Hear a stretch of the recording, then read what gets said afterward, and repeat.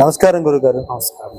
గురుగారు, చూస్తున్నాం ఈ మధ్యకాలంలో గత 5-6 నెలల నుంచి ప్రత్యేకించి హిందూ దేవాలయాలపైనే దాడి జరుగుతుంది. ఏంటి అంటే హిందూ ధర్మంపై వీళ్ళు చేస్తున్న దాడిని తగ్గించాలంటే ఏం చేయాలి? అసలు హిందువులంతా ఏం చేయాలి? మీరు అసలు హిందువులకు ఏం చెప్తారు? మంచి ప్రశ్న. ఇప్పుడు సనాతన ధర్మ కార్యక్రమాలు, జాగృతి కార్యక్రమాలు జరుగుతున్నాయి. సాధువులందరూ ఉద్దేశించి ఏం మాట్లాడుతున్నారు? మనల్ని మనం కాపాడుకోవాలి, అవునండి, మనల్ని మనం గొప్పగా చెప్పుకోవాలి, మన హిందుత్వం, బంధుత్వం మనందరం ఒకటి కావాలని చెప్తున్నాం. అయితే ఇందులో మన జాగ్రత్తలు మనం పడుతున్న దాంట్లో పాటిస్తున్నది ఎవరు? అధికారి ముమ్మాటికి. ఇప్పుడు నేను ఒక సభ పెట్టుకున్నా మిత్ర, పెద్ద సభ అయింది.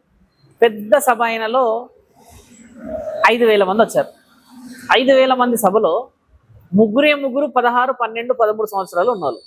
మిగతా అంతా నోట్ల పనులు లేని వాళ్ళు ఉన్నారు. తర్వాత ఇక పోదాం మీద సభ అంట ఎల్లుదా మొత్తం అంటే కొంత సడన్ ఏజ్ 50 ఆధ్యాత్మిక వస్తున్నారు కదా. మరి జనరేషన్స్ ని ఎవరు? ఇక్కడ ఎప్పుడైతే సనాతన ధర్మమే కానీ హిందుత్వమే కానీ కుటుంబాలతో వస్తామో పిల్లలు పిల్లలు పిల్లలు అందులో ముగ్గురిట్లో ఎవరో ఒకరు దూరుతుంది చెవులకి. అమ్మో, హనుమంతుడి గురించి అంట, శివుడి గురించి అంట, రాముడి గురించి అంట దూరి ఒక్కడు ఏం చేస్తాడు? గుడిలకు గోపురాలకు తిరగడం మొదలు పెడతాడు. దానివల్ల ఆయన ఏం చేస్తాడు? కుటుంబాన్ని వాళ్ళని ఇళ్ళని అమ్మ ఇట్లా కాదు అట్లా అంటాడు కదా. ఇక్కడ ఇప్పుడు మీరు బాగా గమనిస్తే 2023 తర్వాత మన దగ్గర బాగా పెరిగింది. అయితే ఎందుకు పెరిగింది? ఈ ప్రశ్న చాలా బలమైన ప్రశ్న. ఇలా పెరగడానికి గల అంతరార్థం ఏంటంటే స్వామి, మనము బాబ్రీ మసీద్ పైన 500 చారిత్రాత్మకమైన జెండా ఎగిరివేసేసరికి విజయం మనది అనేది ఒక ఓపిక వచ్చేసింది, తృప్తి వచ్చింది. అందరు జై శ్రీరామ్ అన్నారు. మరి ఆ జై శ్రీరామ్ అని అయోధ్య రామ మందిరం కట్టేటప్పుడు అది సులభంగా లేరు. ఎక్కడెక్కడ నుంచి పాదయాత్రలు, ఎక్కడెక్కడ నుంచి రథయాత్రలు, ఎక్కడ నుంచో డబ్బులన్నీ సేకరణ. నిజంగా కూడా రామ మందిరం ఏర్పడిన తర్వాత హిందూ సనాతన విప్లవం వచ్చింది. అయితే మీరు మంచి ప్రశ్న అడిగిందంట. 33,000 కోట్లు సేకరించిందంట. తర్వాత ప్రభుత్వం కూడా మనకి రిటర్న్ చేసేసిందని ఏదో సంథింగ్ వచ్చాయి, ఎక్కడ పోయింది అనేది వాళ్ళందరికీ పెద్ద వ్యక్తులు కాబట్టి. ఇక్కడ ఎందుకు వచ్చింది మనం ముఖ్యంగా తెలుసుకోవాల్సిన ప్రశ్న. మీరు అన్నట్టుగా దాడులు ఎందుకు ఆపట్లేదు? ఇప్పుడు పెద్దమ్మ గుడి కంటే ముందు ముత్యాలమ్మ గుడి అయింది, నవగ్రహాలు అయినాయి, తర్వాత సంగారెడ్డిలో హనుమాన్ మందిర్ అయింది, తర్వాత ఇంకేనన్న గుడిలో వచ్చింది. దాంట్లో మరి అదే ఎందుకు ఓన్లీ హిందూ దేవాలయాలే ఎందుకు? ఏ చర్చి పైన దాడి జరగదు, ఓన్లీ హిందువుల పైన. మనలో యూనిటీ పెరుగుతూ వచ్చింది ఇప్పుడు భయంకరంగా. ఇంత ముందుకు డీజేలు బాగా గమనిస్తే ఒక సర్టెన్ పాటలకే పెట్టేటోళ్ళు.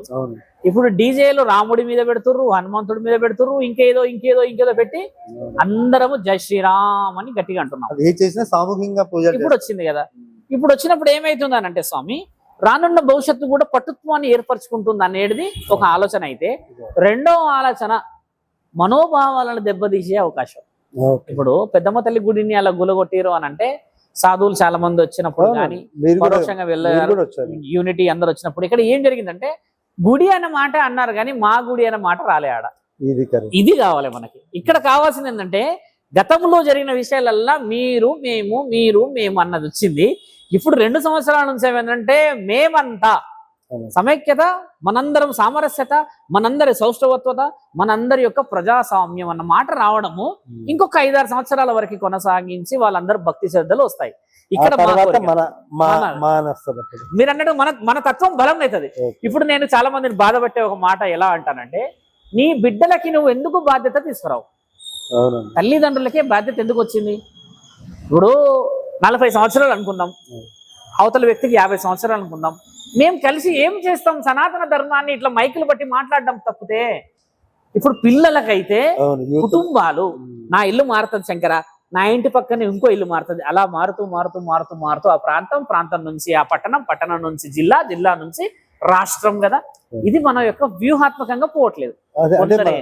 ఇది సనాతన ధర్మం ఇంకా ఎదగాలంటే యూత్ లో ముందు రాకపోతే అబ్సల్యూట్లీ ఇప్పుడు వేరే మతస్థులు కానీ వేరే ఇంకా కుటుంబస్తులు కానీ ఎవరి గురించి ఉద్దేశించి మాట్లాడాల్సిన అవసరం ఎక్కడ లేదు. మాట్లాడాల్సింది ఒకటే ఒక వర్డ్ ఏంటంటే నీవేం చేశావు. పంచభూతాలు ఎవరు హక్కు స్వామి? ఓపెన్ గా మాట్లాడదాం, హట్టు చేసే విధంగా మాట్లాడదాం. గాలి నీరు, నిప్పు, భూమి, ఆకాశము. ఇప్పుడు ఇవన్నీ ఎవరి సొత్తు స్వామి? ఏమో అబ్బా. నీదా, నాదా? లేదు. అమ్మ నాదైతే అసలే కాదు, నేను సాధువుని కదా. మన ఈ 5 కావు, అవును. పంచభూతాలు మన ఏ కావు. మరి నీకు ఏ హక్కు ఉందని నువ్వు గాలి పీలుస్తున్నావు ఈరోజు ఇక్కడ కూర్చొని? నీ పూర్వీకుల త్యాగమే కదా. అవును. ఛత్రపతి శివాజీ ప్రాణ త్యాగం కాదా? నిజం. శంభాజీ మహారాజుని చీల్చి చెండాడితే కూడా ఆఖరికి గుండె కూడా కొట్టుకుంటుందంట. ఆయన ఏమన్నారు? అర్ధ రాజ్యం ఇచ్చి ఈ విధంగా పోతామని అంటే కూడా మన ధర్మాన్ని ఆయన ఎక్కడ కూడా తక్కువ చేయలేడు కదా. అలాంటి వారి పుణ్యఫలమే కదా నేను ఊపిరి పీలుసుకుంటున్నాం. అవునండి. మరి నీకు ఏ హక్కు ఉందని భూమి మీద ఇల్లు కట్టుకుని ఉన్నావు? ఈ భూమి కోసం ఎంతమంది కొట్లాడలేరు? ఎంతమంది సాధు సత్పురుషులే కానీ ఎంతమంది వేదశాస్త్ర పఠనాలు కానీ హోమాలు, యజ్ఞాలు, మహాయజ్ఞాలు చేసి కూర్చోలేరు? వారందరి త్యాగ ఫలమే కదా ఈరోజు మీరు నేను షేర్ చేసుకొని ఫ్యాన్ కింద కూర్చున్నాం. అంటే what right we have to live here? అంటే మనకేముందని ఇక్కడ పొయ్యి వెలిగించి తింటున్నాం.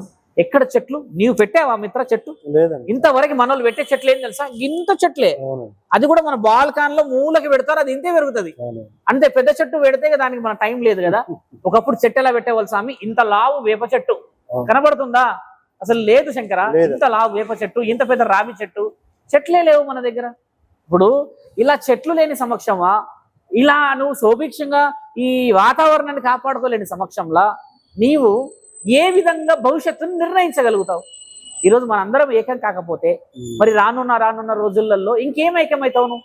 మనల్ని కలుసుకోమని అంటున్నాం. వేరే వాళ్ళని దూషించడము, వేరే వాళ్ళని కాదు, మనం అన్న మాటను తెచ్చుకొని ఈరోజు పెద్దమ్మ గుడి దగ్గర అంతమంది వచ్చారు కదా. వచ్చిన వాళ్ళందరూ గుడి ఇమ్మనే అన్నారు. మాకు ఇల్లు ఇమ్మని ఎవరు అడగలే. 100 గజాలు ఇల్లు గుడి కట్టుకుంటారు స్వామి అని బాధ. ఒక అమ్మ ఏడుస్తుంది. ఒక ఆమె ఏమంటుందంటే ఈ బిల్డింగ్లలో మనుబడ అని అంటుంది ఆవిడ. అంటే ఆవిడ ఇంత బాధ అయ్యుండొచ్చు. ఇప్పుడు ఎవరింట్లో మన్ను పడాలని ఎవరు ఆశించారు. ఒక రకమైన మార్పు అయితే వచ్చింది. మార్పు రావాలి, చాలా రావాలి శంకర. ఎందుకంటే సనాతన ధర్మం అనేది మన రక్తం, మన హక్కు. అది నేను చాలా సభల్లో పోయినప్పుడు మాట్లాడినప్పుడు ఏం చెప్తానంటే, మీ కుటుంబాలతో ఎందుకు రారు అన్న సభ. అంటే ఒకళ్ళు హైదరాబాద్లో ఉంటారు, ఢిల్లీలో ఉంటారు, ఆడుంటారు, ఏడుంటారు, వీళ్ళిద్దరే వచ్చి కూర్చుంటారు అక్కడ, ముసలి వాళ్ళు పెద్దవాళ్ళు. అలాంటప్పుడు నా సనాతన ధర్మం ఇంకా 2 పయ్యలు 3 పయ్యల మీదనే ఉంది. 4 పయ్యల మీదకి రావాలని నా కోరిక. కాబట్టి ధర్మం 4 పాదాలపైన నిలబడినప్పుడే నిజమైన ధర్మధ్వజం వస్తుంది. సనాతన ధర్మంలో ఇలాంటి గుడులు గోపురాలు కాకూడదు. కొన్ని చరిత్రలో 100 సంవత్సరాలకు ఒకసారి ఇలాంటి మార్పులు వస్తూ ఉంటాయి. కాబట్టి మనందరం ఈరోజు ఏకమయ్యాం. ఈరోజు ఒక సభ జరుగుతుంది నడిబొడ్డున హైదరాబాద్ లో. వచ్చే నెల 7వ తారీఖు సూర్యాపేటలో పెద్ద ఎత్తున సభ ఉంది. మళ్ళీ పైన ఇంకొక సభ ఉంది. ఇలా సభలన్నీ చేసుకుంటూ పోతున్న దాంట్లో ఏమవుతుందంటే స్వామి, ఒక ఊరికి 100 మంది మారినా చాలు. ఓకే, అంటే తద్వారా యూనిటీ. ఇప్పుడు వేరే వాళ్ళు మస్తు ఉంటారు, బతుకుతుర్రు అనే మాట వద్దు మనకి.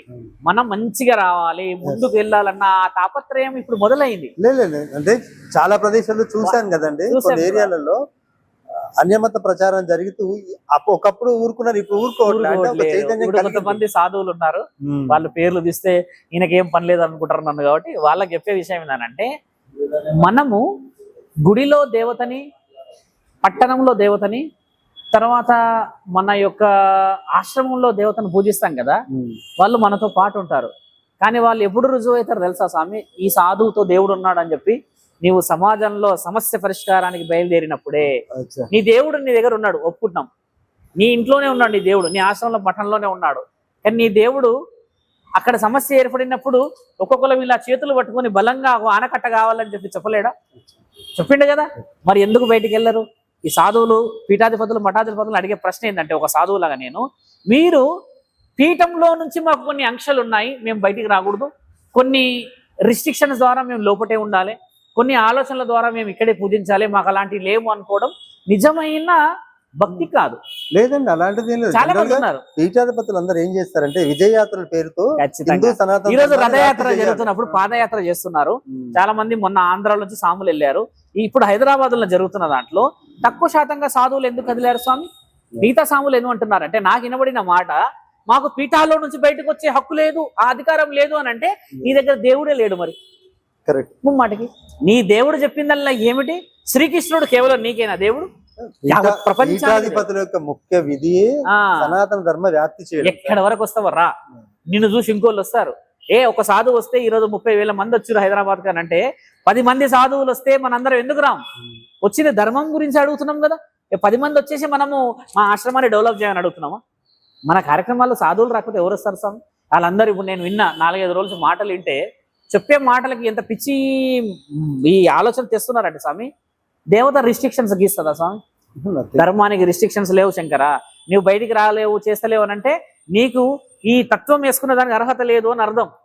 బాగా గమనించాలి. కాషాయమే గెలిచింది చరిత్ర చూసుకుంటే. మహాభారతం నుంచి మొదలుపెట్టిన, శ్రీరాముడి తత్వం నుంచి మొదలుపెట్టిన కాషాయమే గెలిచింది. కాబట్టి గెలవడానికే నువ్వు ముందు రాని వాడివి, ఇంకా దేనికోసం స్వామి ఈ కాషాయం? కాబట్టి వాళ్ళందరూ కూడా చెప్పేది ఏంటంటే వాళ్ళందరూ బయటికి రావాలి, ధర్మాన్ని కాపాడాలి. ఎవరెవరి ప్రయత్నాలు ఎన్ని చేసినా మార్పు లేని ప్రయత్నం వద్దు. కాబట్టి ధర్మశాసనాల ప్రకారంగా వెళ్ళాలి. మీరు అన్నట్టుగా అందరి యువతి యువకులకు చెప్పే విషయం ఏంటంటే మీరందరూ కారణ జన్ములు, వాళ్ళందరూ కారణ జన్ములు. ఎక్కడెక్కడి నుంచి వచ్చిన ఆ కారణ జన్ములందరికీ నిజంగా వానర సేనలో వీళ్ళందరూ భాగస్వాములేమో ఆ రాముడి యొక్క పాత్రలో. వీళ్ళందరూ అలా రావడం చేత వాళ్ళందరిని చూసి ఎంత ఆనందం స్వామి. ఇప్పుడు ఒకరినొకరు ధైర్యం తెచ్చుకునే సమయమే ఇది. కాబట్టి వాళ్ళందరూ రావాలి. అలాంటి కారణ జన్ములకి నిజమైన నిండుత్వం రావాలి. ప్రభుత్వ అధికారులు కూడా గొప్పగా ఆలోచన చేసి 150 గజాల స్థలం నిర్ణయించడం ఎంతో ఆలోచన వచ్చింది. కాబట్టి ధర్మం ఎక్కడైనా సరే మనల్ని కాపాడుతుంది. అలాంటి దిశగా మనందరం ముందుకెళ్ళాలి. యువతి యువకులందరూ కూడా కుటుంబాలతో సభలకి రావడం చేత భవిష్యత్తుని మనం నిర్ణయించుకున్న వాళ్ళు అవుతాం. కాబట్టి ధర్మాన్ని కాపాడే విధంగా వెళ్ళండి. నమః శివాయ నమః.